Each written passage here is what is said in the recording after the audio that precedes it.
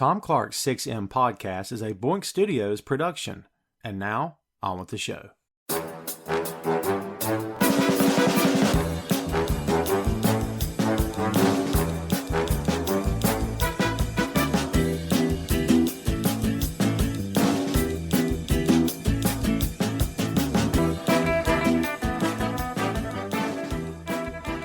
Hey, what is up? Welcome to Tom Clark's 6M podcast. I'm your host, Tom Clark, and on this episode I'm joined by co-hosts Phil Lindsey and Nathan Workman.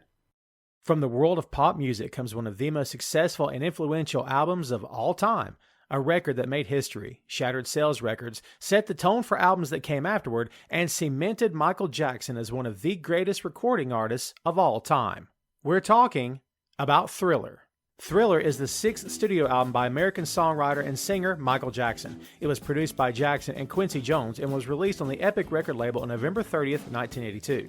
Thriller was recorded at Westlake Studio in Los Angeles from April 14th to November 8th of 1982 and was a mix of different styles including pop, rock, and funk. Frustrated by albums consisting mostly of filler with very few hits, Jackson wanted a record in which every track could be released as a single. Of the 9 songs on Thriller, 7 were released as singles. Thriller was a hit upon its release and at its highest point sold 1 million copies per week.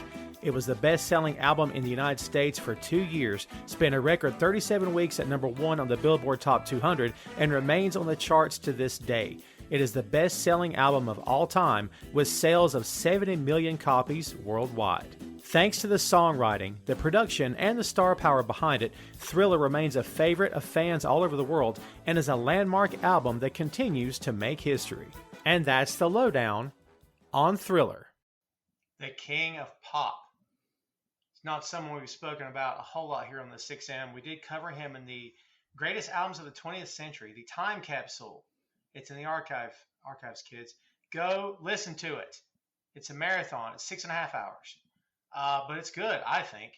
And we've got good feedback from it. 6.5 hours. Did you count that correctly this time? I did, actually. Was it 5? I think I did. But gotta double check. Oh, yeah, for sure. Michael Jackson is the topic today, kids. Thriller is the album. And yes, it belongs on everyone's greatest albums of all time list. I don't care what your background is or what your type of music is. You cannot deny the impact this album had and the men behind it, the impact that they had individually and collectively on the world of music. And it's still being felt today. Again, we've never covered a Michael album here specifically from track to track from beginning to end. We're doing it here this time, folks. So yes, Thriller is the topic this time out. So Phil, as we're kicking this thing off, is Thriller Michael's best album of all time? It's a toss-up. I know some people that think Off the Wall is his best album. I know people that think that Bad is his best album. It's hard to say that Thriller is not, because it's his most commercially successful album, and it's probably his most critically acclaimed album as well. In those ways, I would say that it's his best. I would argue it's also possibly the greatest sophomore album of all time. That's a good argument. I've never thought about it in those terms before, but without sitting here and looking something up, the second effort from an actor or a band, then that's hard to argue. And don't be one of those people, if you're listening to this, that brings up that Michael solo album before he started working with Quincy. None of us count that album. Cut it out. I don't even remember that album. I don't even remember exactly. Off the Wall. So Nate, what do you think? Do you think Thriller is Michael's best album of all time? I already know the answer. What do you think? So channel your inner Nathan. What does your heart tell you? It tells me that you're going to say it's not, that you think either Dangerous or Bad are better than Thriller. Oh, it's Dangerous. Why do you think so? All right. Number one, everybody of a certain age knows exactly where they were when they saw Black or White for the first time and saw the face morph and completely blew. That's fair. Mind. That was the avatar. Right now, I know. Dude, that's fair. Right now, I know where I was. No, number two, Eddie Murphy. Remember the time. I mean, that's top 3 music video ever. I don't know if music videos are a good argument for you, because Thriller is still Thriller, and I know several people that knew the entire routine to the Thriller video. I mean, I'll put Thriller number 1 music video of all time, and but I mean, Jam, you know, that album has special meaning for me. I love the New Jack Swing shift that he took in the early 90s. I think he did it just about as well as anybody did. Michael is one of those unique artists that can give everybody something. I really truly don't know anybody or have met anybody that, being honest, doesn't like a song he's done really well. Like, it's not among their favorites. My mother, she's classic Rolling Stones, Beau Brummels, Beatles, childhood. She loves Ben, the early Jackson 5. Love this stuff. The love you save. How can you not love it? Especially for her, she those are some of her favorite songs. My father, he grew up in the middle of the Vietnam era where everybody's singing about death and dying and being shipped off, and Off the Wall, he loves that album. Caught him listening to it many times in the garage growing up as a child, and then quickly turning it. So yeah, he didn't want to have me catch him dancing, but it's just he's so creative. He had so much to give, and of course, in terms of what was the best artistic collaboration that he put together with a producer like Quincy Jones, I'd say that it's probably Thriller, because they went through so many songs to do it. I mean, it is a greatest hits album in one release. That's a great call. And we were talking earlier off mic about how every song on this album could be released as a single. I mean, feel the strength of this album from beginning to end, and we'll get there, but the production is, I think that's where the strength lies, not just the songwriting, but the production. If you put this thing in your ears, not just on a speaker, you can hear how smooth it is, and not like overly produced. We've talked about Phil Spector here on the show before. Not overly produced with too much. Dude, it's beautiful. The production is amazing. Yeah, I definitely agree that every single song on this album could be a single. You could give a song off of this album to any artist, and that's probably their biggest song. Absolutely. That's a great comment, actually. That's had Michael himself been I mean, do we classify Michael as a songwriter? I mean, I've always been under the assumption that he had songwriters. I mean, how much of, because I don't know the answer to this, but how much of this was written by himself? About half. Really? Yeah. Man, he was a prolific songwriter. Yeah. I don't think he gets the credit as a songwriter, because when people think of him, they think of him as an all-around performer. I think most people would call him one of the greatest performers ever. And so, I mean, when you look at the full package, you kind of forget that he did write songs as well. What a time. I was a kid when this album came out, and it was like, it took the world by storm. I mean, no one didn't have it. At every radio station, the same, no matter what genre of music the radio station was playing at the time, every radio station seemed like they were playing it. I mean, it was on heavy rotation on MTV. The videos, of course.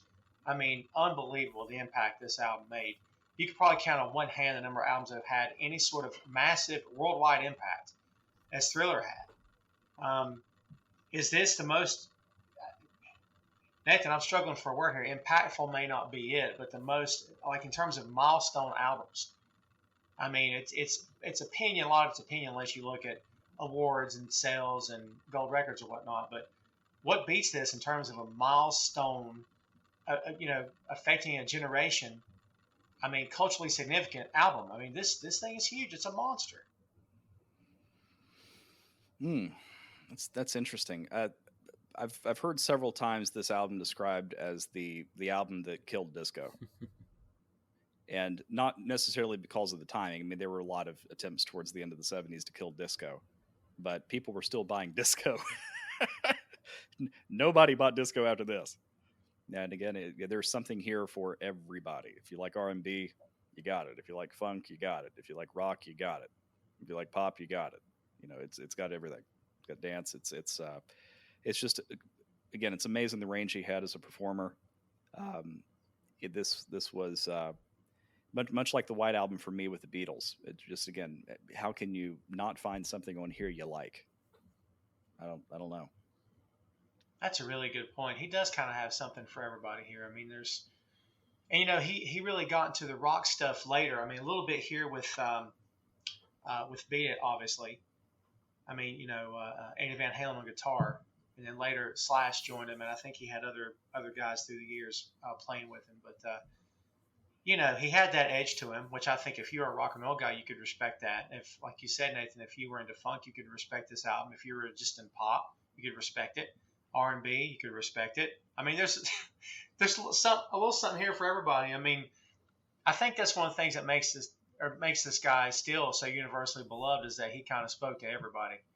But yeah, this album, huge, 1982, Epic Records, of course, infamous. I was going to say infamous. Infamous for one reason, famous cover. But when you stretch the album and fully open it, it's him with, like, I think it was like a baby tiger, right? Mm-hmm. Yeah.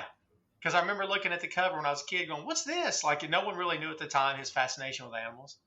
So it was kind of funny to look back on that later. It's like, oh, he's just got up. It's a giraffe walking around his yard and whatnot. I'm like, what? Man, it's kind of cool. I don't think we can discount what Mike did for black music at that time. He opened a lot of doors for black music, especially on MTV, where he was the guy that brought black music videos to MTV. He made, not just that, he made music videos an event. And I feel like what a lot of people were chasing in terms of crossover albums, man, I don't know. I would defy you to find a more crossover album that was as successful as his album, because it was like he really brought so many styles of black music into the American household, and he made it, pop music. There were people that, it's weird because people consider him a pop artist, but when you listen to some of these albums, like, no, this is clearly R&B, or this is that, or this is that. But that's just the strength of how well he crossed over. That's a good point. And, not for nothing, he called himself the king of pop. That came from him to his people. Because I know this because I remember vividly when it happened. It was an MTV blurb or something I read somewhere. It's like, Michael Jackson's camp is asking the media to refer to him from now on as the king of pop. I thought, what? I mean, okay, I don't care. But I don't know. It just felt kind of, I guess in this day and age of branding, it wouldn't matter at all, right? But at the time, I kind of thought it was a little weird. It's kind of hard to argue. But Phil, to your point, King of Pop may not even address what this guy was capable of. I mean, does it? I think there was something very brazen at that time of going that black music is popular music. It's conscious music right now. And you have to acknowledge me as the greatest pop artist in the world right now. There's something to that. And I mean, again, that just shows how well he crossed over. But again, it's a ballsy thing to do. It really is. It really is. Well, let's dive into this because I'm anxious to hear what everybody's thoughts are. Track number 1, and I'm not going through special editions here, kids. There was a 2001 special edition with a lot of bonus tracks on there, interviews. There's stuff online you can find. There's demos. We're going to go through the basic 9 tracks. Track 1, side 1, "Wanna Be Starting Something." Michael is credited as the writer. So before we really get cranking here, we've mentioned the production of this, Nate. Quincy, the great, the legendary, the mythical, the iconic, everything fits. Quincy Jones is the man behind this album. And before we get into these tracks here, Nathan, why is it to you that he and Michael worked so well together? What sort of chemistry do you think they had, and why wasn't they just complimenting each other so well? I don't think they had chemistry because they liked each other so much. I think they had chemistry because they were both perfectionists and geniuses at their own craft and had extremely strong opinions. And there's not many people that Michael would listen to, but he would listen to Quincy. And there's not too many people that Quincy would put up with, but he would put up with Michael. So, unfortunately, it was kind of the same dynamic with Paul and John to a certain degree, is that they could bring out the best of each other because they could drive each other to the brink of competition. So they could outdo each other, and they wrote some of the best songs ever made. And again, with production values here, it's always so interesting because Michael was such a perfectionist, and his demos of a lot of these songs would be perfect to publish in their own right as a master. But again, it's just the amount that Quincy is adding to these tracks is they're already so good that a 5% addition or a 10% improvement to the song is nearly impossible for a mere mortal. But he found ways to do it. And again, one of the things about Quincy, which I always respect, is that he's the ultimate less is more producer. I'm going to give space for everything. Taste and space is what I think of every time I hear a Quincy song. I mean, even going back to some of his earlier work with Leslie Gore.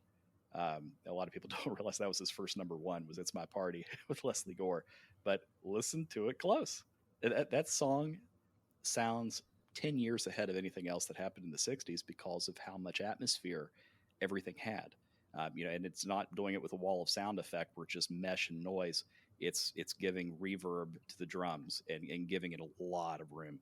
I just the classical background that he had as not only as a composer but also as a brilliant jazz musician, he just brings that touch of taste and just unexpectedness into everything that he does. And especially for the first track. I mean, I'm not sure who's responsible for it. I tried to read into it and I found a whole bunch of different explanations for how it all came in. But the iconic end of this song where it goes into the sample of Cameroonian artist where it was the Mama Say Pamaka bit. You could take individual songs here. You can take parts of songs. You can take samples of songs, and they're all iconic. These things have been recut and remixed. It's part of the musical fabric of hip hop. It's part of the musical fabric of everything that transferred after it. And as you go through here, just everything. It's like listening to Stevie Wonder. It's the same experience. You think like, my God, what did they not sample this guy? Listening to songs in the key of life. It's like 900 songs sampled this. And it starts off slow. Everything has its presence, and then you have a weird lyric, but it's done in such a fun way that it kind of sets up the next couple of songs. It's a great opener to the album. Yeah, and Want to Be Starting Something was oddly enough written, composed and co-produced by Michael for LaToya. And he ended up taking the song. It was originally recorded for Off the Wall, but then later re-recorded for Thriller.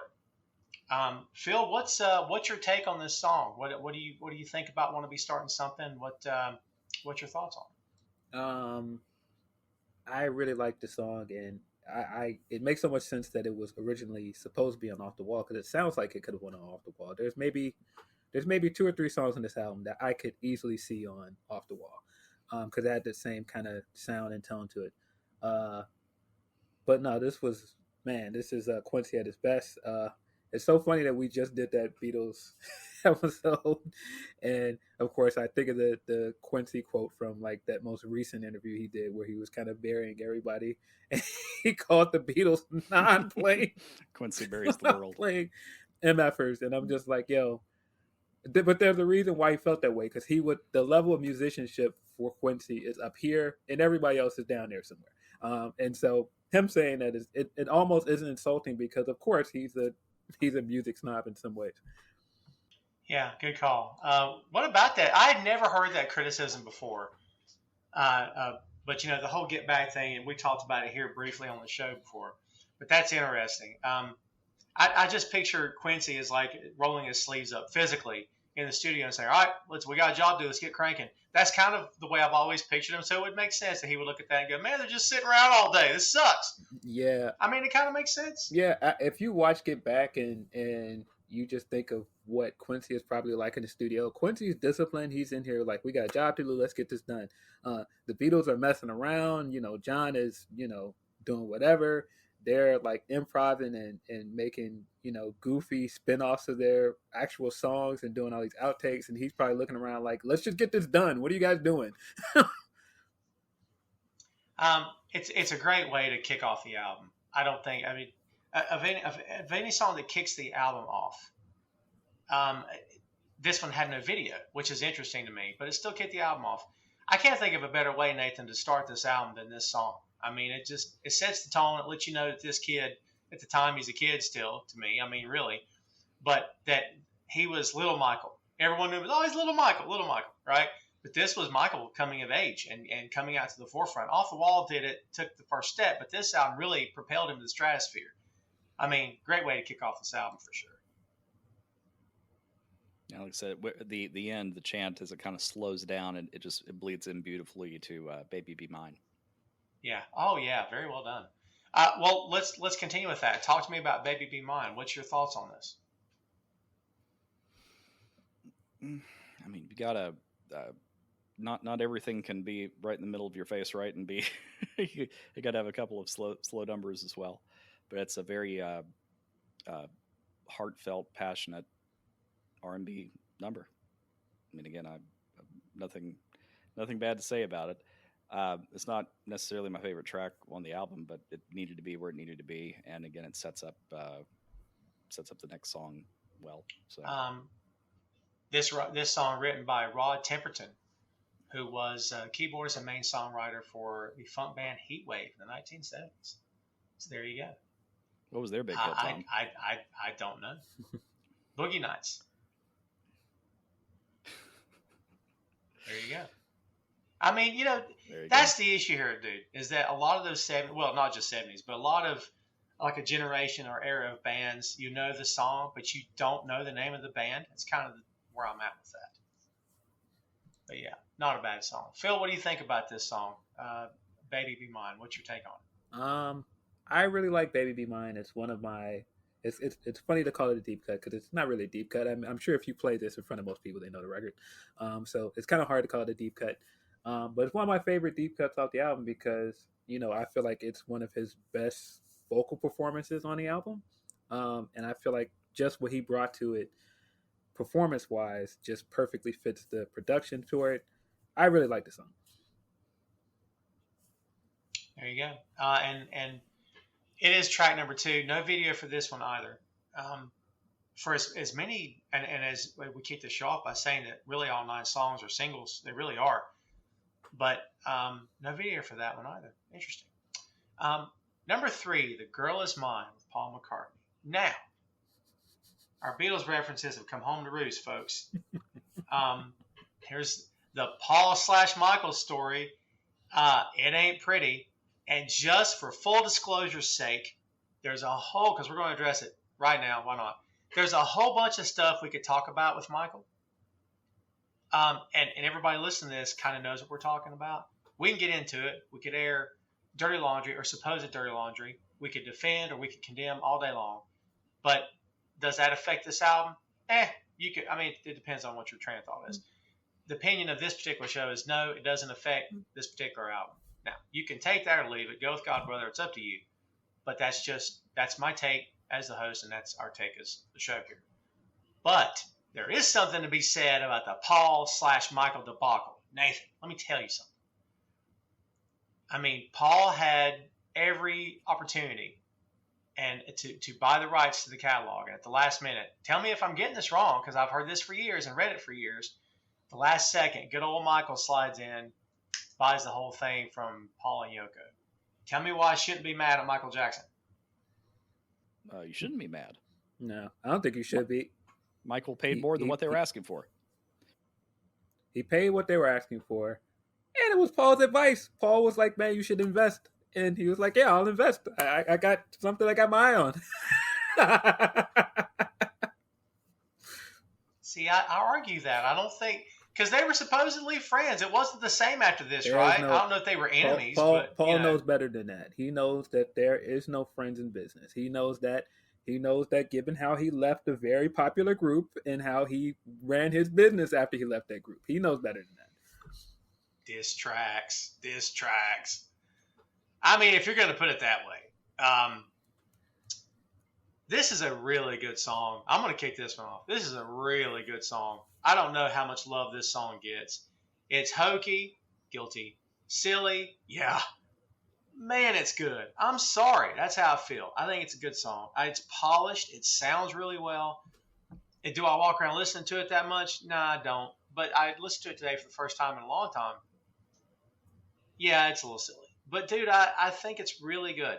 I think it's really good. Phil, you're making faces. Tell me why I'm just laughing. you're making faces. Because every time I think of this record, I'm like, what kind of woman could Paul McCartney and Michael Jackson have possibly been fighting over? Because I just don't see these two men having the same taste in women. It just is. It's hilarious to even imagine. Maybe they did. I don't know. It's just funny. It's probably not my favorite of the Paul and Michael collaborations. I enjoy Say Say more. This is a good record. I really like the bridge of this record, but it is very hokey. It wasn't that at the time, but it is kind of hokey. So Nathan, is Say Say Say the better record, or do you think this one is? Yeah, I can't condone a song that says "Donk Gone" in it, unless it's "I'll Be Donk Gone." That Wilson Pickett Right. did that. That's a good track. Otherwise, yeah, this one was. This is my first skip. Really? Wow.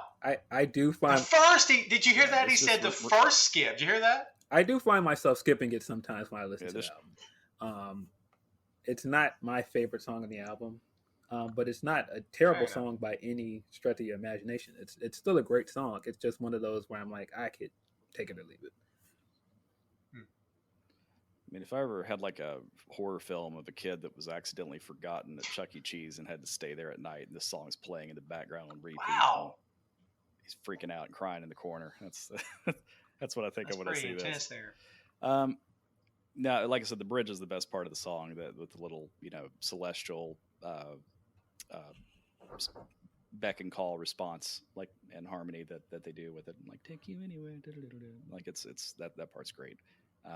Got a Celestron in it, but other than this, other than that element of it, it's just, to me, it's another one of those. Paul McCartney's going to phone in a melody, and it's something that's great to tap your foot to, but you're not going to play it at your funeral. So listen, So let's move. there will be no Beatle bashing on the 6M. Beatle bashing. Really? Is that what we're doing? Is that how far we've lowered ourselves? Is that what we're doing? Hey, you were the one talking about Temporary Secretary like it was some kind of thing. No, I said that's a horrible song. Right, I get it.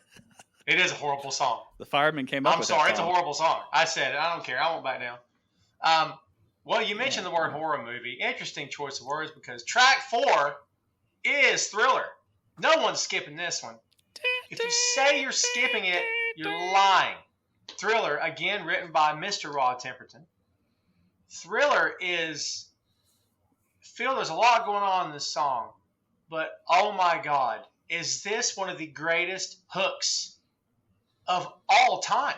Yes. Because right? I mean, what sounded like Thriller before Thriller? What sounded like Thriller afterward? I mean, just that hook. Boom, boom, boom, boom, boom. I mean, dude, once you get it in your head, it's there forever. This song is amazing. Yeah. It's easy to kind of look down on what Thriller is now, like years after the impact of Thriller. But when Thriller hit, it was everywhere. And of course, I as an 80s baby, I was born after this album came out, but still, like, even like after the fact, every year that video is everywhere. I mean, I knew people in grade school years after that video came out, again, that knew the entire routine to the video. This was arguably one of the biggest records of his career. And I don't even think that's arguable. Like, it is. It's one of the biggest records of his career. Absolutely. That, the clip online of the teacher with all the kids in the high school and they're dancing through the hallway. It's epic. I love that so much. Nathan, this thing's got everything. It's got the hook. It's got Vincent Price. It's got zombies. It's got the video. Look, all right. The video, for God's sake. Unbelievable, this video, man. I mean, this was a mini movie. This is a guy taking the idea of a video and making it an art form. I mean, we have to talk about that as we talk about this song. Come on, man. Nathan, had one happen without the other, we'd still be talking about Thriller, but would we be talking about it to the degree that we are without one or the other happening? Like, without the video, is this song still Thriller? I mean, it's the most theatrical song ever. It completely transformed the concept of what a music video was. It was actually played in movie theaters before movies for years. I remember in West Virginia seeing like Disney films, and this would play before it. Yeah, they were playing it like 6 years after it came out. I guess people would request it. They'd tell the theaters to play before they had the show because they love the song and they love the video.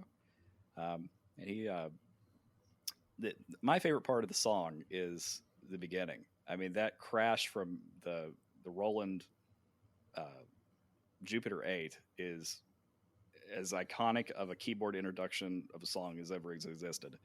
And God only knows how many product they sold after people figured out what they were using to create that sound. It's just that's the polyphonic orchestral hit that everybody replicates, that's been put on every keyboard ever since. They want the Thriller sound. Very good point. Very good point. God, such an incredible song, man. Full confession time. I had the Thriller jacket and I had the Beat It glove. I did, for real. I'm not playing. And I did. And I'm 10 years old when this album comes out, and I wore that crap with pride. Little fat white kid in the South walking around with that stuff on. Everyone thinking, he's a little nerd. Look at him. Bless his heart. Down here, everybody blesses your heart. Phil, did you have the gear? Don't lie. No, I was too old by that point, and then, well, no, like the song itself was too old by that point. By the time I would have wanted it, but no, the jacket. I mean, that you don't get more 80s than that jacket and just everything about that video. There's so many iconic things about that video. A video inside of a video. You got the stuff with the zombie stuff and the stuff with Michael actually going to the movies to see the actual movie, which you got Letterman Michael Jackson that turns into Werewolf Michael Jackson. Come on, man. There's just so many great things about the video. Such good stuff. There is controversy, though. Hit me. From the great Rick James. Oh, no. He claimed for years that this ripped off Give It To Me Baby. Oh, he did. That's right. I forgot about that. It is a very similar bass. It's it is. It's similar. Which when are we doing the 6M for Rick James? Anytime everybody's ready. That's an overlooked artist. Him and Bootsy Collins, and a lot of those guys are overlooked. If you're going to talk about Bootsy, I'm ready for that anytime you are, because I love me some Bootsy Collins. Yeah, cocaine's a heck of a drug, kids.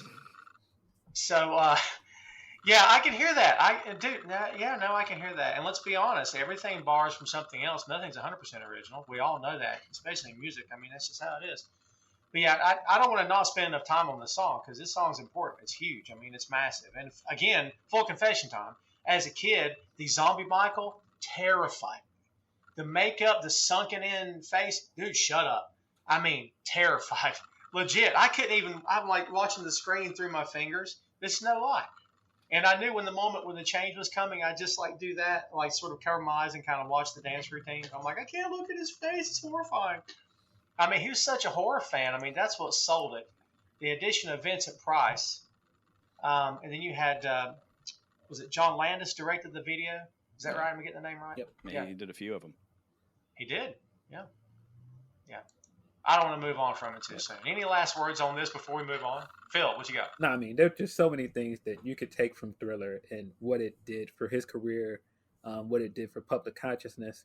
Man, it just was a monster when it came out. Just what it did for everything. Again, it knocked down the doors for black artists on MTV. Because you weren't seeing a lot of them on MTV. Not a lot of them. You weren't seeing any of them on MTV. And that video was so big, they had to play it. He forced them to play it. Kind of like when Run DMC hit, and it's like, well, you can't really deny the impact these guys are having. You have to put this on the air. I mean, yeah. Yeah. Well, that was the last big hit on this album, kids. Thanks for listening. Actually, the next two tracks, you could argue. This is, well, first of all, you can't argue this is the holy trinity of the album. It is. That's it. But some would argue, Nathan, that perhaps Beat It not only matches Thriller, but beats it. Pun intended. Talk to me about Beat It, man. Why is this song so awesome? Can you think of another song that sounds anything like "Beat It" before 1982? No, I can't either. I can't. No. And that's really to say about the rest of these songs on this side of the album. And they're all, you can, if you're ever on what was that show that Jamie Foxx was on, like Can You Beat SoundCloud or whatever else? Oh, You Shazam. can play the first or Shazam. Shazam, You could play the first 2 seconds of all 5 of these tracks and know immediately what they are. It's they're just absolutely iconic. And yeah, for the person that thinks that Michael Jackson's not a great songwriter, I mean, wrote Beat It and Billie Jean. Good call. Beat It. The favorite part about the song is what didn't happen with it. That it was supposed to be a collaboration with him and Prince. No, that was bad. Never mind. I'm been working for 12 hours straight, and my brain's completely gone. Yeah, the story behind Bad is hilarious to me. Yeah, It is hilarious. It was Chris Rock interviewing him. He's like, nah, who's going to be singing that to who? Yeah. God. Once he heard that line, your butt is mine. He was like, wait a minute. Who's singing that to who? Because I'm not singing that to you. You're definitely not singing that to me. Yeah. God. Dude, Prince could have been a stand-up comic in another life. That dude was hilarious. Hey, speaking of which, when are we doing the Prince 6M? Come on, man. Whenever you're ready. What have I been saying? Let's go, baby. Man, we got their rivalry is hilarious. Just there's so many stories with him trying to one up Mike or Mike trying to one up him, and it just it's hilarious. I mean, there's that famous clip of they both idolized James Brown, and so Prince got up on stage with James and he tried to play with him, and he was terrible. I remember he was just not good. And it was just such an embarrassing moment for him. And it was one of those things where the story is that Michael never let him live it down. And the folklore behind this is before Prince passed, there were all these videos of Prince just showing up at random places and playing. He would just show up just uninvited at random places and hop on stage and play with people. And he was always tremendous.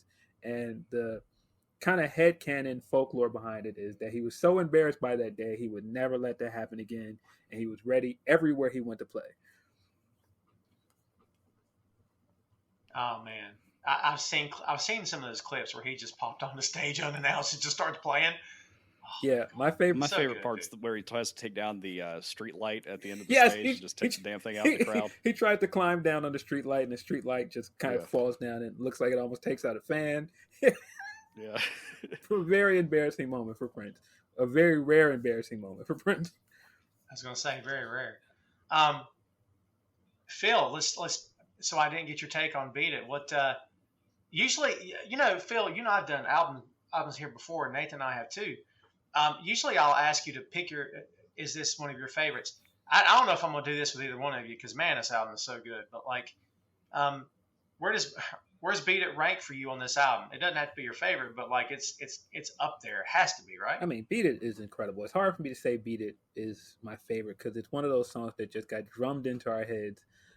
It would have been almost impossible to not get tired of Beat It at some point. But then when you hear it, it's like, oh yeah, it is great. But it's just like at some point it was everywhere. I mean, it was in commercials, it was in movies, it was everywhere. And so I don't know. It's one of those songs on the album that as much as I love it, I'm not going to be like, oh, I have to listen to Beat It. Like, I think I've heard Beat It enough in my lifetime. But no, just in terms of what it's done, like, I don't care how many times I've seen it used in movies. I mean, Back to the Future. Come on, man. It's perfectly used in Back to the Future. When I've seen it used in like dance battle scenes or something like that, it's just perfect. And I mean, it's hard to discount as well, just the fact that it's just an incredible song. I mean, just the guitar solo on it, just everything about it, how well written it is. It's a great song. It's just one of those that's like, if I had just discovered it today, I'd be like, man, this is really great. But Phil in his 30s has heard Beat It enough for a lifetime. I can respect that. It was, as the story goes, kids, it was written by Michael. And supposedly Quincy wanted a rock song on the album.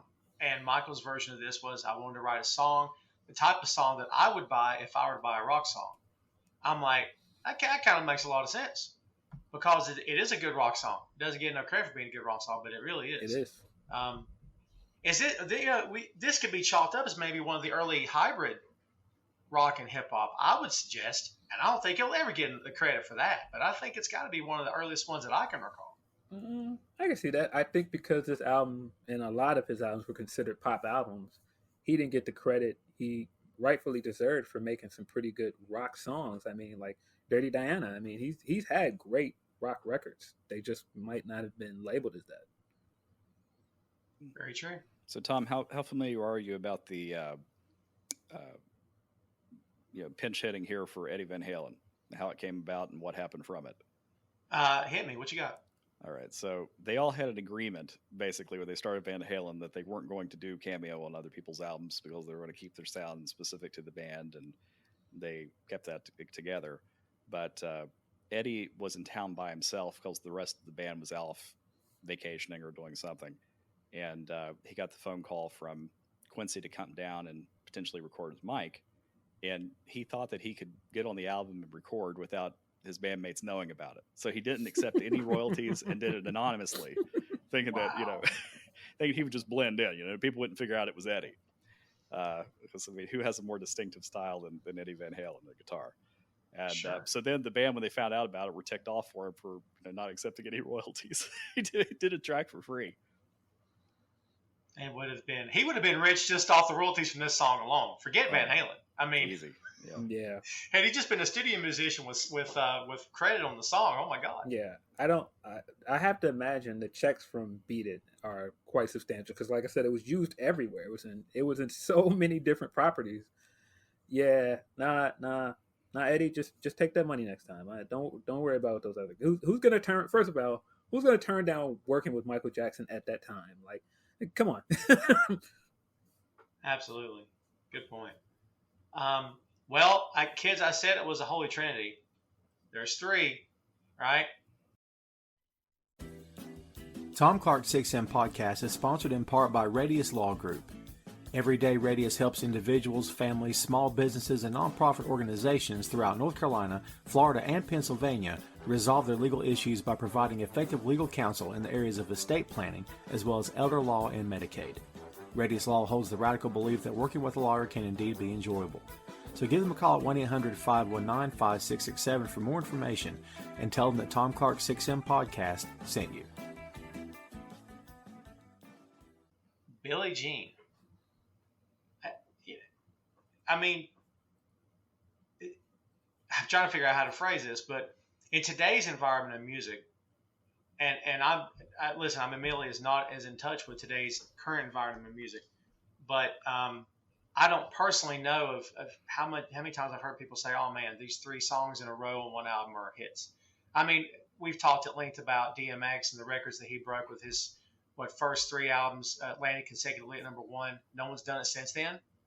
He holds the record. So, you can argue and make your case for whatever, but man, these 3, I used the word iconic earlier, iconic songs, guys. Unbelievable. Beat It, followed by Billie Jean, Thriller, followed by Beat It, followed by Billie Jean. Nathan, of the three, where does Billie Jean come in at?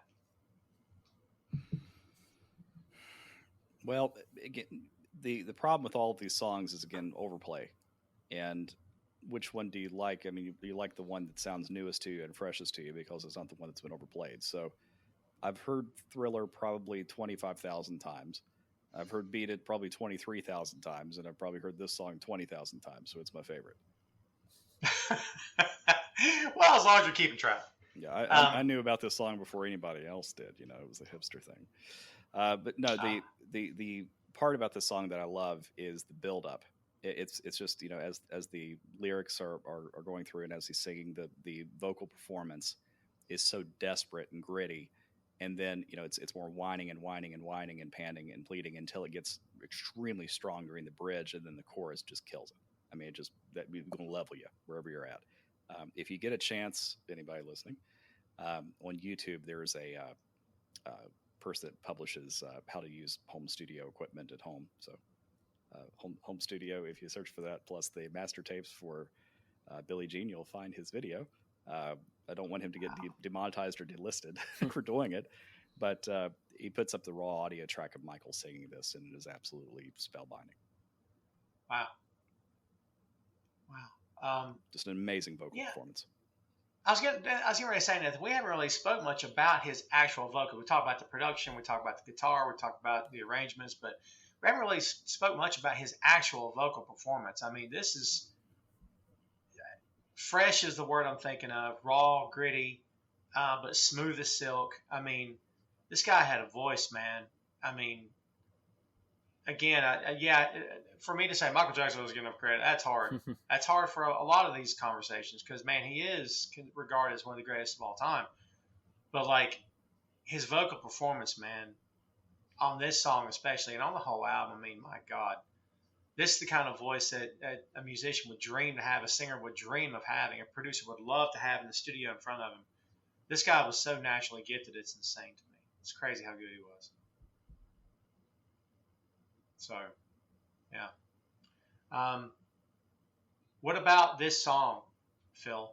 What do you think about Billie Jean? I feel like Billie Jean is the signature Michael Jackson record for his solo career. I feel like it's crazy to say that this is the song that put him on the map, but it kind of is because I feel like for adult solo Mike, this was the record. Like, I don't care who you play that first few seconds of it, of like the drums and the lead up.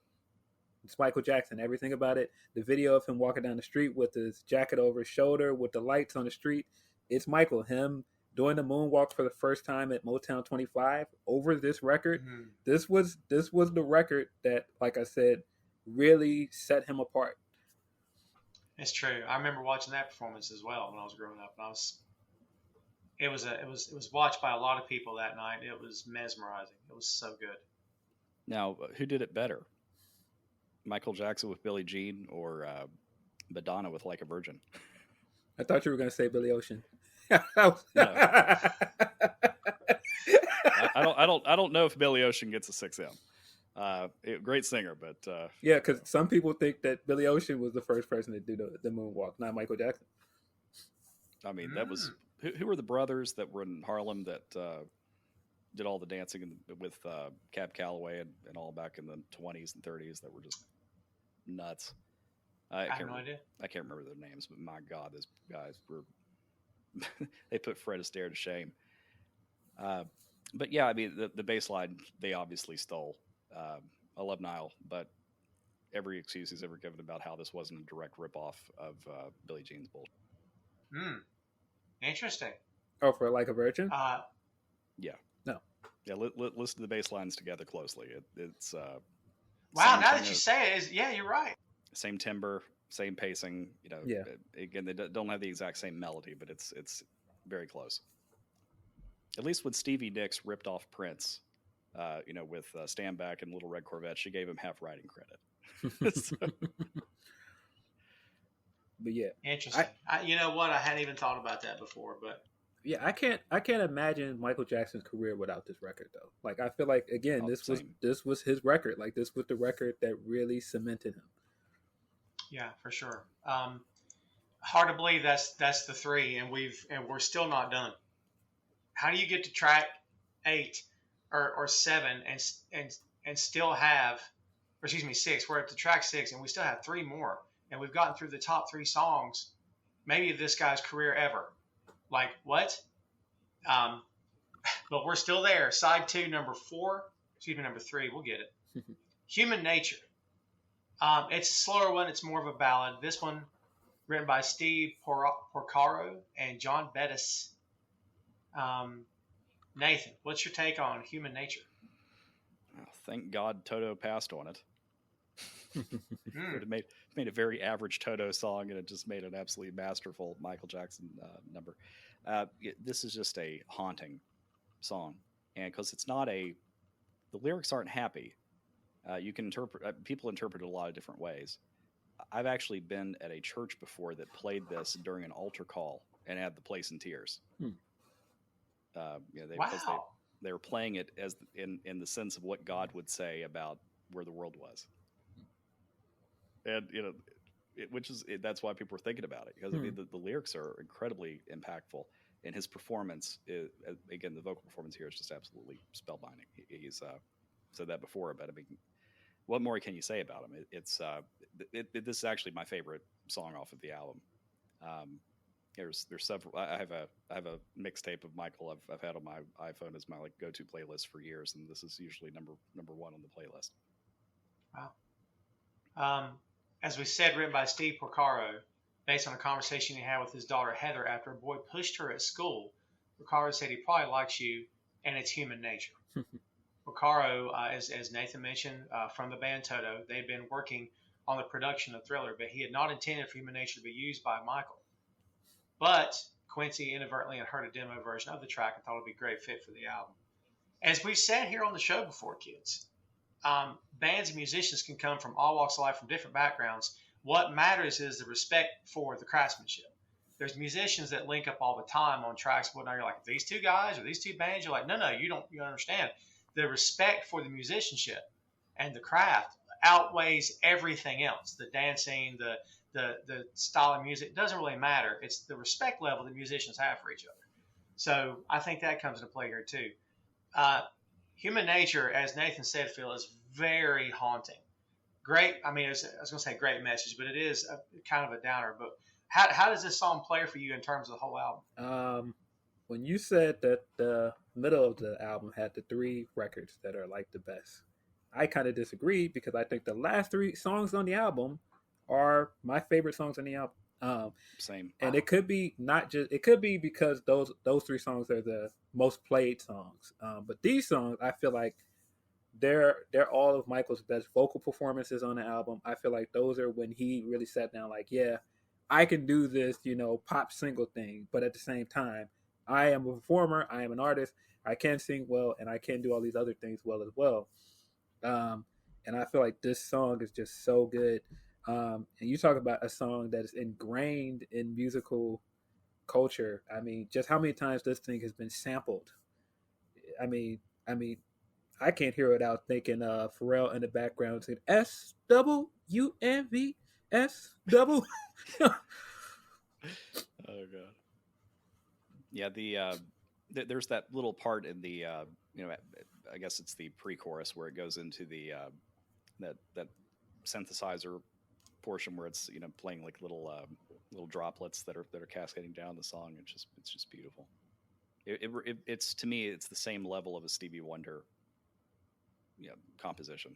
Yeah, and he was a master of melody, and this melody, the chord progression, and again the pacing. I've never heard another song like it. I don't think there could be another song like it, because if you attempted something like this, people would say, why the hell are you ripping off human nature?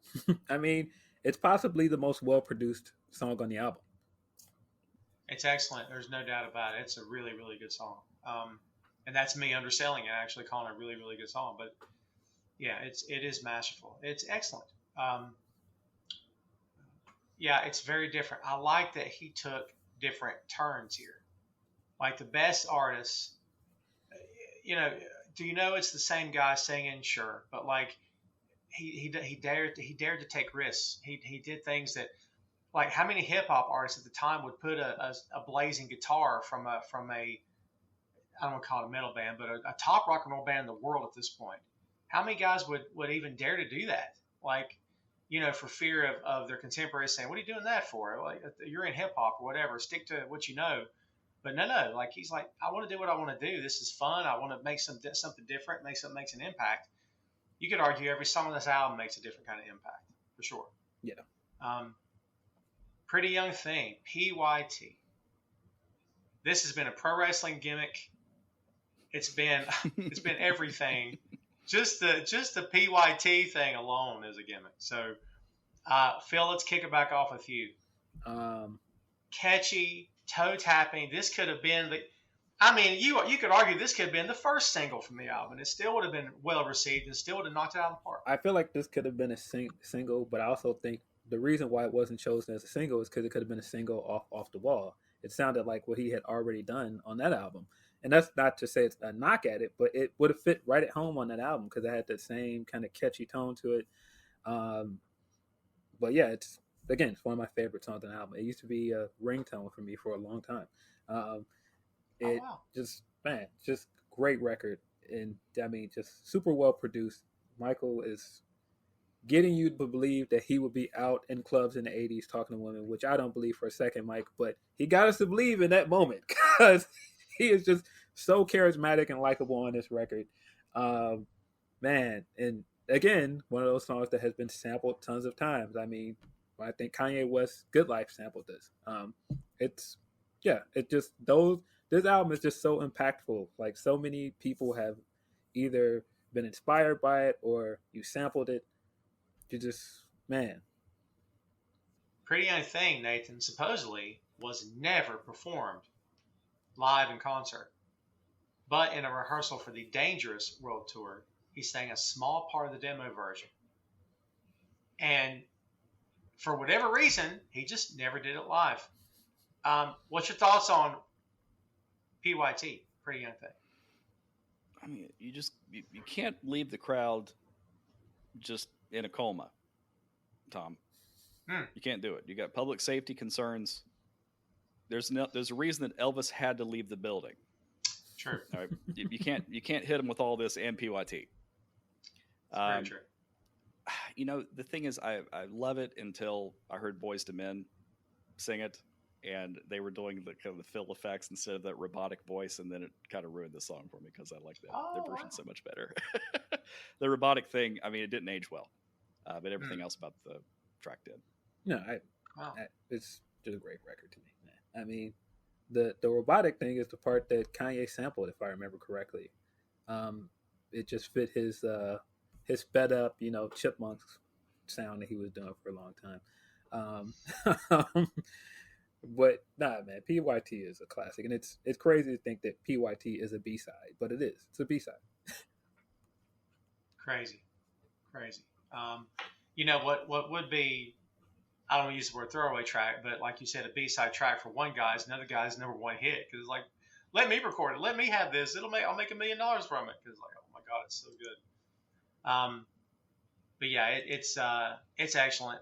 We didn't mention that Jones, along with James Ingram, the great James Ingram, wrote this song. 2-time Academy Award nominee and 2-time Grammy winner. So there's some serious work behind the scenes here, kids. Like, no kidding. Not just from Michael's perspective, but serious work behind the scenes. We wrap this album up with The Lady in My Life. Nathan, does this song get enough attention on this album? And if not, why should it? Whew. I mean, again, you're just exhausted by this point. I think that's why people are don't hold it in higher regard. But again, this on anybody else's album would have been, the highlight of their career. Again, the softness, the tenderness, but coming through, and people forget he had a wonderful tenor, like a true deep tenor voice. Now he sang in a higher register a lot, but when he would go into kind of being a pure tenor, he had a beautiful tone. And this song, again, this or Human Nature would be a toss up to me of like his best vocal performance on the album. But I love the song. I always listen to the song. It's a really good song, Phil. Why don't we talk about this song as being a classic? Why do you think? Because it's one of those that, like I said, it's a B-side for some people. Not for some people, it is a B-side. But I mean, for what it is, it's one of the greatest ballads ever, in my opinion. Like, it just, like, before you met that girl that like, this is the one I want to be with. Like, this was the song that made you feel like I want to find that girl. Like, before you really understood, like, it was like, this is the one that makes me feel like I want that. But nah, this is Mike. I feel like at his best. Like I said, those last 3 songs on the album, there's no miss on any of those songs. No. Such a good album. Usually when we wrap up an album, we take it home, but I'm not taking it home because it's our first 6M on Michael. We've got to talk about some cultural significance. And Phil, I know you came along a little bit later of a time, but I'm telling you, and I know you know this, but it felt like not just the country but the world was in Michael Jackson's grip. He was charming. He had swagger. Like he had the swagger of Prince, but he had such humility. He came off very humble in interviews. He didn't want to stand there and bask in the glory of applause. But then he would take the stage like James Brown, like nobody could touch him. Like the presence this guy had. And of course, for a lot of people, he was Little Michael. He was from the Jackson 5. And yes, Off the Wall was really, really good. Yes, it was. But this was something way different. This was something way different. And I think we've got to talk a little bit about the impact that this had. Have a product or a service that you want to get out into the world? Always wanted to try your hand at podcasting but don't know where to start? We've got you covered. Pod for Hire is a podcast production company that offers turnkey services to fit your needs. We produce your show from start to finish, allowing you the valuable time you require to focus on your established clients as well as prospective clients. We pride ourselves on delivering a top-notch product that will set your business apart from the rest and give your company the exposure it deserves. For more information, give us a call at 1-828-800-9880 or email us at info@podforhire.com. Pod for Hire. We take the work out of podcasting. And, going back and listening to this album again for the first time in a while, if I'm being honest, and I was really reminded of how fun of a time that was as a kid. And again, he was everywhere. He was everywhere. Like, Nathan, tell Phil how much he was everywhere. He may not appreciate this, Nathan. Tell him. It was all over the place. Yeah, there were two things that I distinctly remember in West Virginia growing up, because we didn't have a lot of TV channels. Actually, I didn't have cable until I was 13. It was just terrestrial, whatever you could pick up off the UHF or whatever on your TV with the rabbit ears. And these were played his music videos were played prime time on Fox. The family was getting together and watching it and saying, what is this creative genius going to come up with? And again, I think the reason he got that reputation, and the part that in my mind is so sad with the legacy that has been left from Michael, is no one ever talks about the charitable work that he did. This guy gave hundreds of millions of dollars raised or gave away to charity. For children in Bosnia that were recovering from war-torn areas, children in Africa, children in the United States. I mean, all over the world. He's now, again, you can come to different conclusions. Obviously, I'm an attorney, so I'm a big believer in due process, and I'm a big believer that, if someone is a raging pedophile, you should be able to prove it in court, because you can do it with every other raging pedophile that's ever existed, aka Gary Glitter and everyone else. And sure, seems awful convenient when some of these people are changing their stories, but nonetheless, if you look at what he did from a charitable perspective, and that's one of the reasons that the Bushes. I remember Barbara Bush and George Bush bringing him up to the White House in the Rose Garden and having him in the full black decked out military uniform, and just holding him up as a model citizen, and he was. One of the interesting things too that comes from Thriller is how the music industry disrespected him so severely with Off the Wall. Again, not winning any Grammys, if I remember correctly. And so, I'll never perform or show for one of these things and raise the ratings and not get my due again. And after Thriller, I mean, shut it down, name the stadium after him, name the street name after him, whatever you need to do to get him to show up, because he's the show. This established it. He is the show. You're right. Phil, what you think about all that? I couldn't help but laugh at the Gary Glitter stuff, because years later, I always think like we couldn't see there was something wrong with this guy after he made "Do You Want to Touch It" and looked at like some of the performance of "Do You Want to Touch It," like, yeah, this guy was a little off-putting.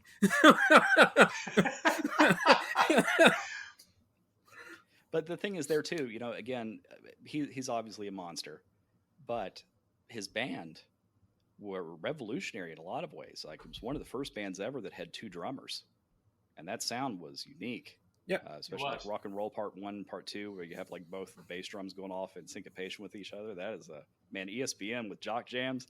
That was the that was no. the business for a while, Tom. And look, of course, I'm I know. joking because I mean, Do You Want to Touch It is a good record, and man, he's had other records that are good records, but just at that time, when you go back and look at some of that stuff, it's like, yeah, this guy had some kind of creepy vibes to him, just a little. But nah, man, he's right in the sense that not just his philanthropic work and just what he meant to the world. Because I just feel like he just changed so many things. I mean, like I said earlier, for him to come out and say he's the king of pop and him to be the biggest pop act in the world as a black man and what that meant, it just changed everything. It just what he meant to artists after him, what he meant to, I mean, just kids of so many ages at that time. He was like magical. I mean, just how many I saw it way after the fact when he did it, but watching him do the moonwalk for the first time, I saw somebody describe it as watching someone get up and fly, and because it was just so much like, what did he just do? And it was like, but that's who he was. There was so much about him that just didn't even feel real. Just his presentation, who he was, just stuff like the Neverland before the controversy, and just the fact that he had basically a zoo in his backyard. It's like nobody does that. Like he just felt like this larger than life character that was also tremendously talented. I think another thing he doesn't get credit for is strides that he made to counteract racism in a unique way, because he suffered racism horribly. He did. One of the things that never gets talked about enough is like the British media calling him Wacko Jacko. Well, Jacko has a particularly racist inclination based on a doll that was called a Jacko doll that made out African Americans to have very monkey-like features, and he resented that tremendously. They never stopped, of course, because the British media never stops for anything. They'll kill a princess if they have to. But taking it in stride and again turning everything around to be something positive. It's hard for me to say anything negative about the guy. Everyone I know that I've read a lot of books about him over the years. Even people that were close to him, people that dealt with him on a regular basis, they all speak about him in glowing terms. And other than the ones that ran out of money and needed to get a quick hit of cash.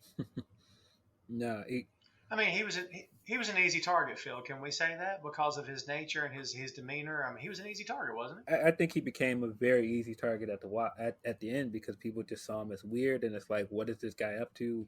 What is his deal? It's hard for me to see him in that terms because, again, like I said, it's hard for me to not see him as I saw him when I discovered him as a kid. And like I said, this guy just didn't feel like he was real, man. It wasn't just like he was this great artist. It just felt like he was just like this this like magical person that walked around among normal people. And so I never saw him as anything. And that, to Nathan's point, he broke down barriers because he was just Michael. Like for some people, he wasn't black. He wasn't, he wasn't sexual or any of those other things. He was just Michael. And it was kind of hard to see him in any other light. And maybe he was, maybe he wasn't, what he presented to people, to the world. But I feel like what he presented to the world was so important to so many people, man. And that's why people still hold him to such a high regard. And like I said, I have a hard time getting past that because he was just such a big part of everybody's life at that time growing up. I mean, he was the biggest artist in the world. You can't just say that about anybody. He was the biggest artist in the world at one point.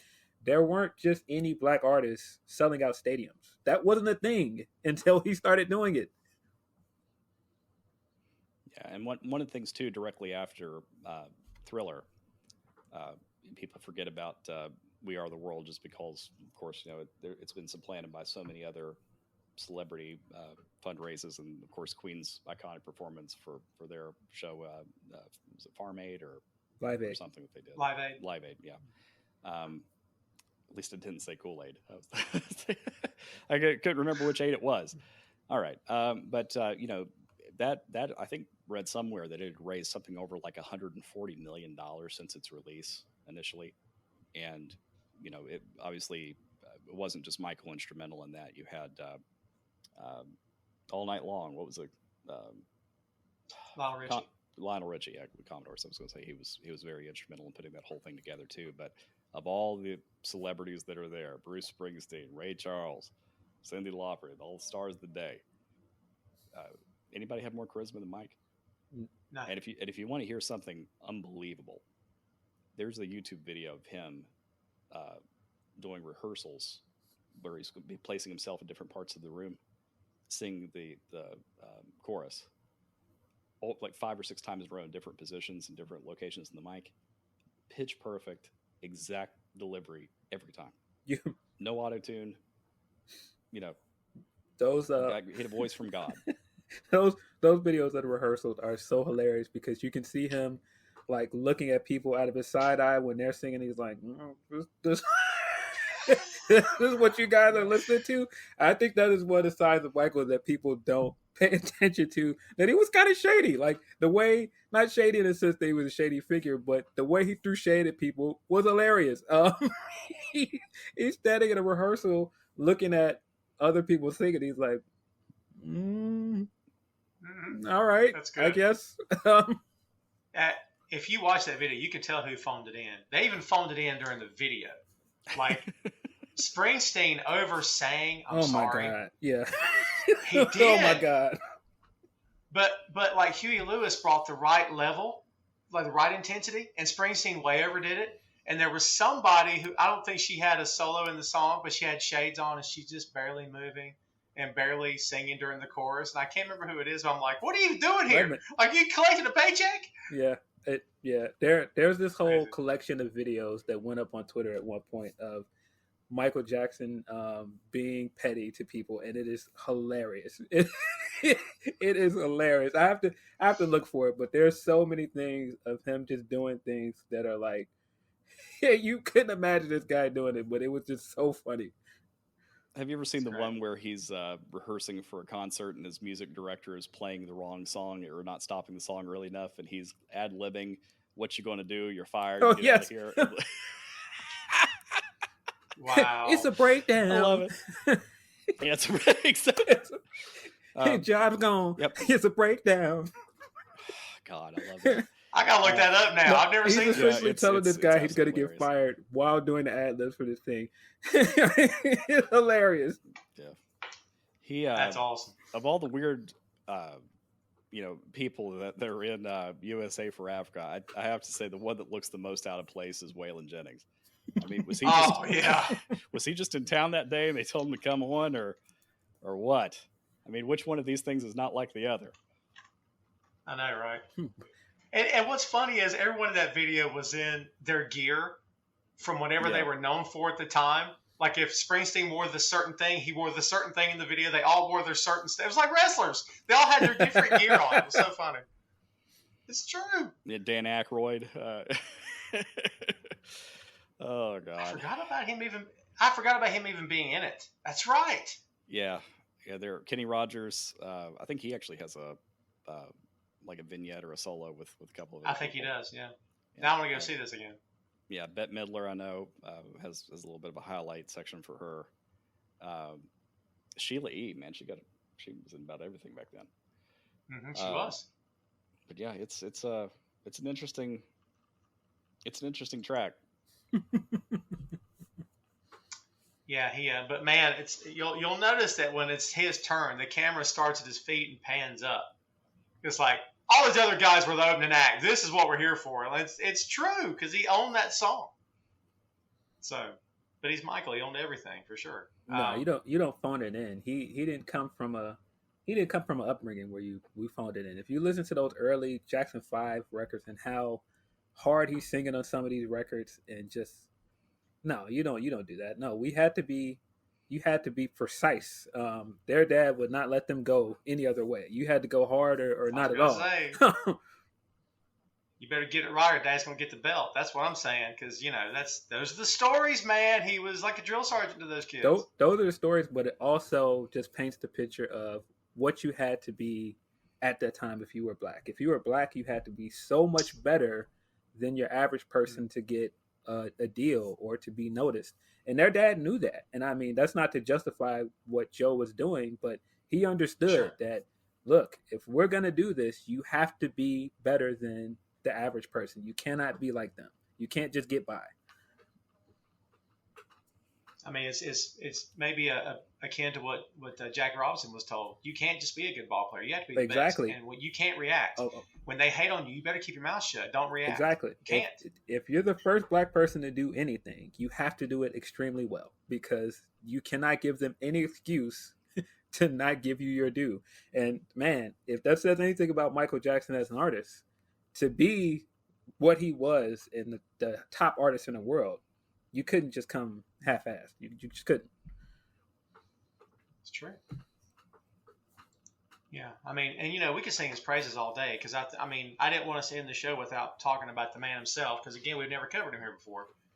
And yeah, I mean, again, icons, and everyone's got their own personal preference, but you talk about icons of the music business. I mean, there's Elvis, there's James Brown, there's Michael Jackson, there's John and Paul. Maybe you can mention in the same breath.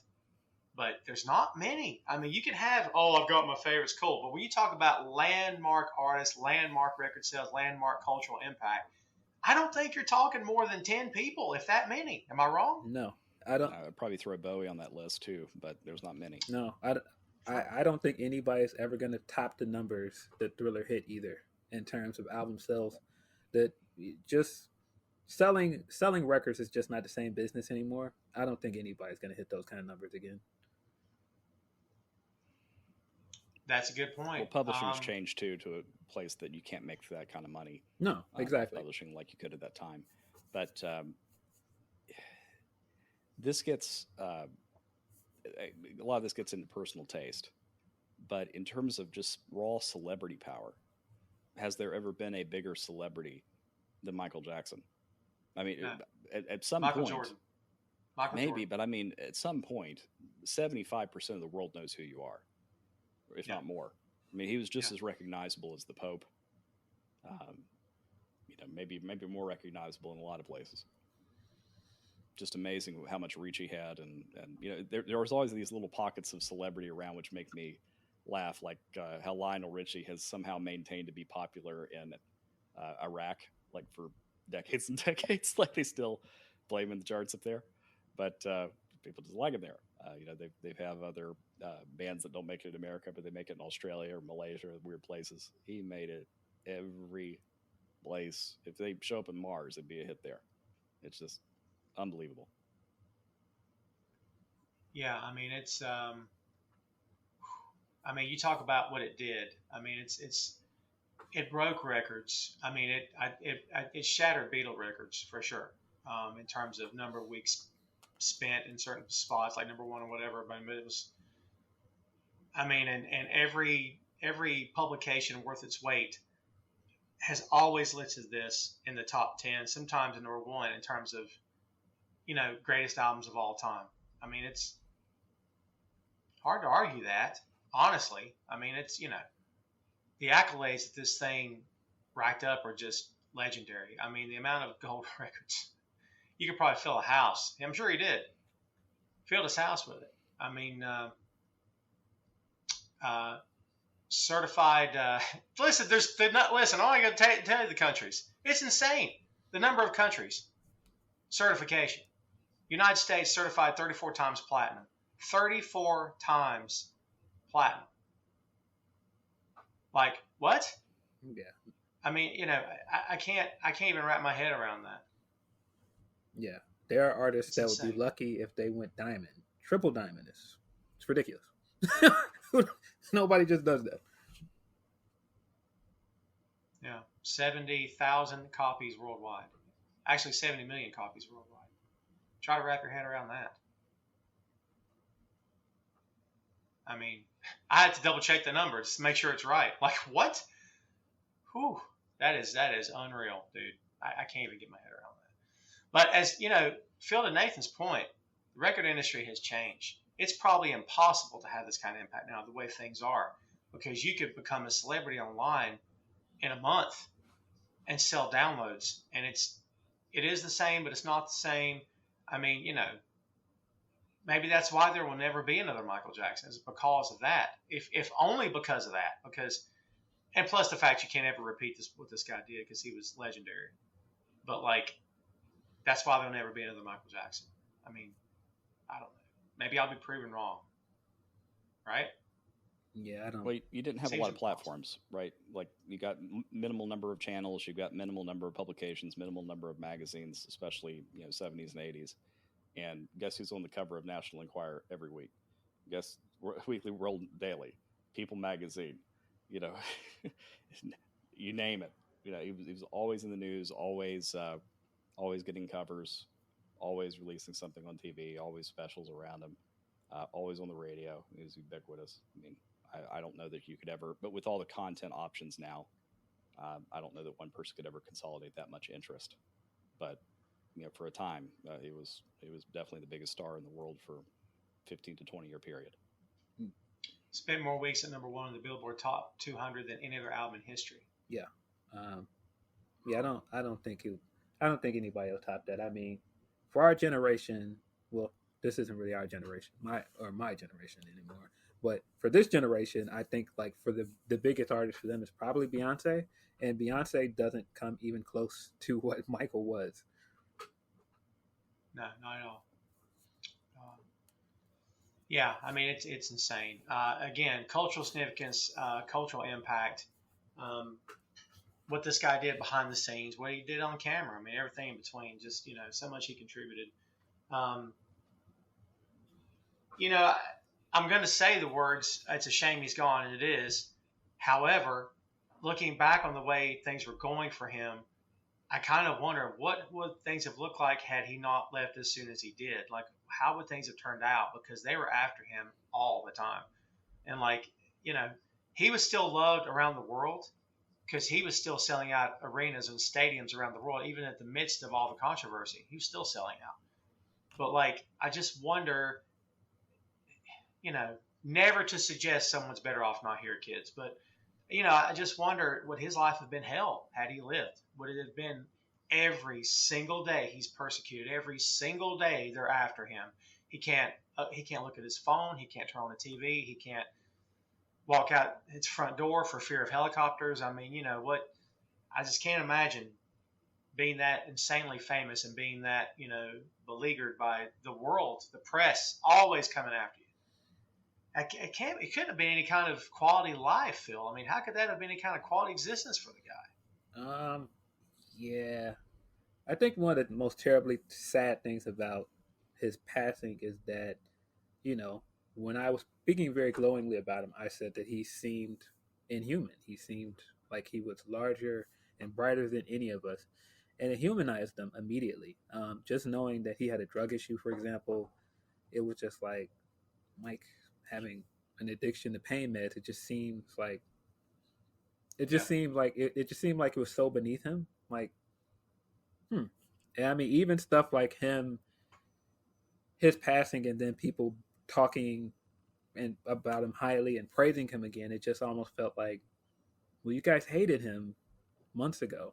Like some of the same people were not talking as highly of him, and I felt like that was also kind of sadness of it, that he didn't get some of his flowers that he still deserved until he was gone. That's a good point. And not to say he didn't. I mean, Nate, I was going to say, not to say that he didn't get flowers in life, but I feel like his popularity absolutely waned with some people. But the second he was gone and there was money to make off his estate again, it jumped back up. Yeah. One of the things that I've really enjoyed over the last year is this YouTube channel called The Detail. Have one of you seen it? No.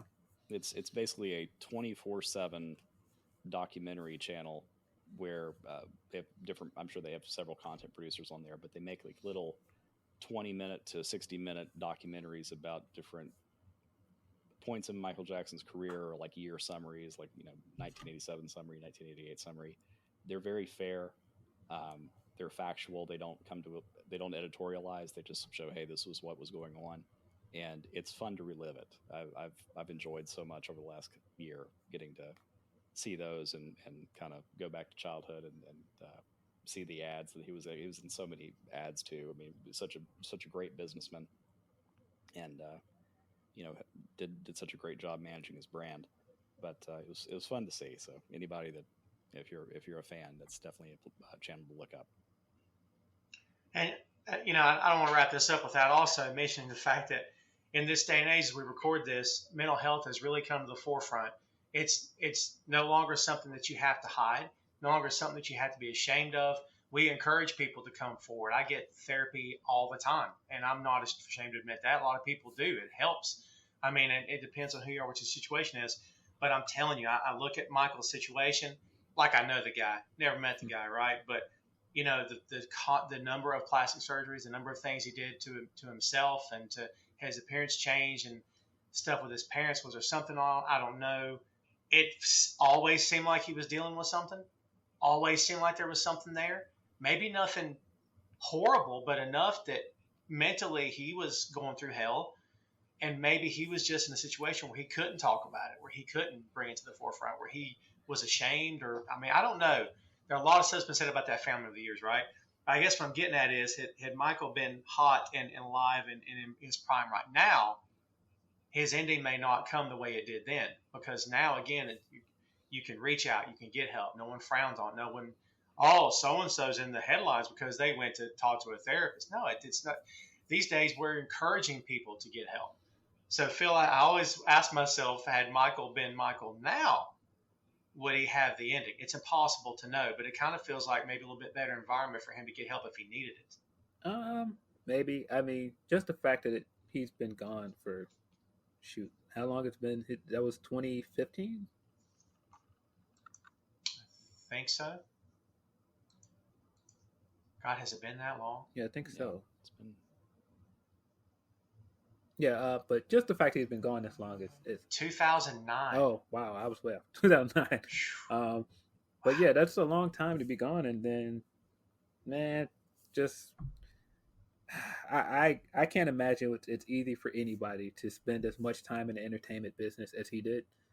He was in the business from the time he was a kid up, and just the stuff that he saw in the entertainment business in the 70s, 80s, like. This just isn't as a sophisticated time as it is now. It isn't a time where everything is under a microscope. And, I'm sure he went through a lot of stuff that we don't know about. And it is kind of sad that he seemingly didn't get the peace in life that he probably should have for all the success that he had. Yeah, it's a shame. Again, it always seemed to me like he was dealing with something. But again, that's a 10,000-foot perspective over something I don't know because I never met the guy or his family. So it just always seemed like he was dealing with something that he wasn't talking about. Yeah, so, I mean, by the time he started his solo career and he was in his teens at that point, he had already seen a ton of the music business by that point. He had already matured way past what he probably should have at that point.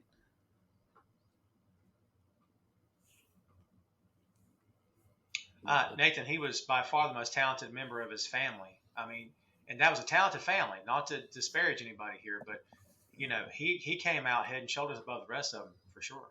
I think Tito might beg to differ, but yeah, don't tell Jermaine that. Yeah, why is Tito Jackson always a punchline for the Jackson family? Why is that? That's his role, man. Everybody got to get him where they fit in. I don't know. He's got a role.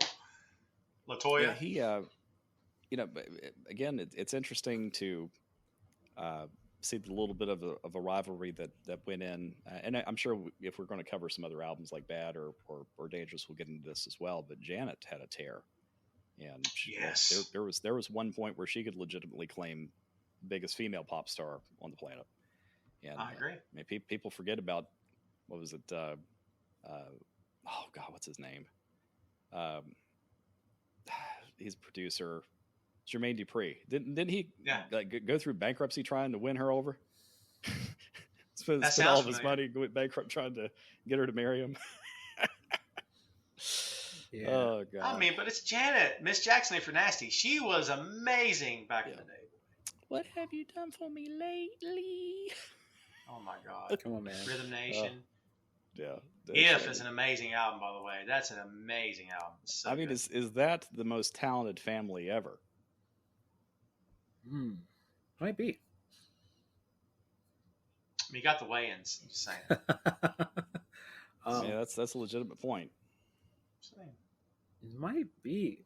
That's a great I question. mean, because again, Jermaine was not happy at one point because he felt like he was the guy. He was the lead singer before Michael came along. He was the one that played guitar. That's true. He was supposed to be the guy.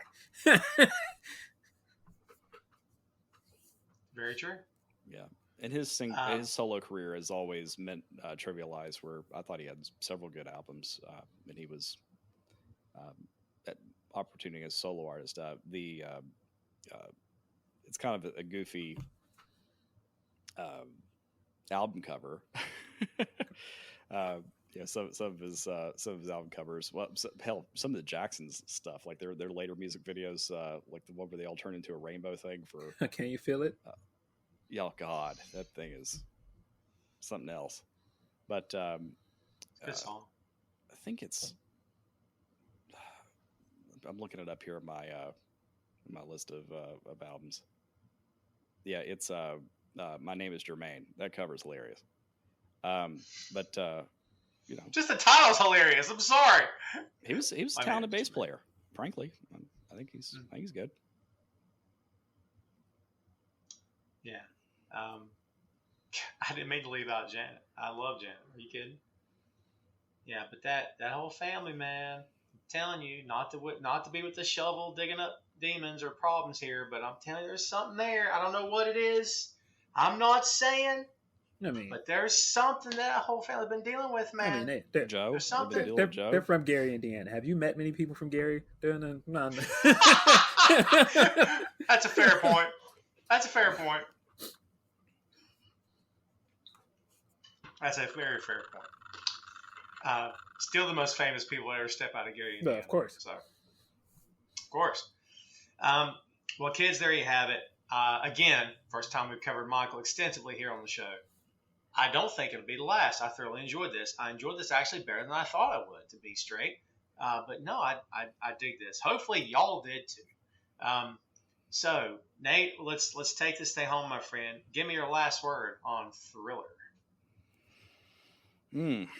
Get your popcorn. We're going to do a couple more of these.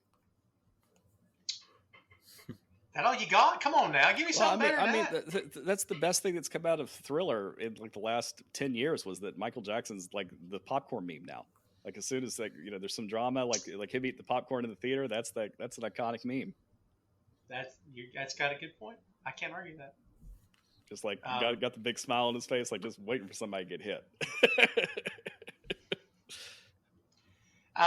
With this, not to take away from the last word here, but like the resurgence of music and artists covering past artists and stuff, I just wonder when the time comes that he's going to get his just due in an awards show where there's going to be artists paying tribute to him. I mean, if there has been, I've missed it. No, there were. I'm talking recently. There were tons, especially right when he passed away. There was a lot. Madonna. Oh, sure. But sure. again, But the now, reason you're never. Fact. The reason you're never going to see it, Tom, is no one's going to approach any of these songs. It's the same thing that Whitney Houston's going to be dealing with. Who's going to cover a Whitney song? Who's going to cover a Mariah song? Who's going to cover a Michael Jackson song? It's not going to happen. That's a good point. Yeah. I mean, God help you. Yeah, good luck. Phil, what do you think? What's your last word on Thriller? Man, easily one of the greatest albums of all time. I still will say that it is the best sophomore album ever. Nobody else has topped it. I'm sure somebody will probably try to debate that, but it is. And come on. Mandy Moore leading off with "In My Pocket" for her sophomore album. I mean, that was a banger too. Let's not overlook that. You mentioned that on my show. Are you serious? That? Wow. I think the look you're getting says it all.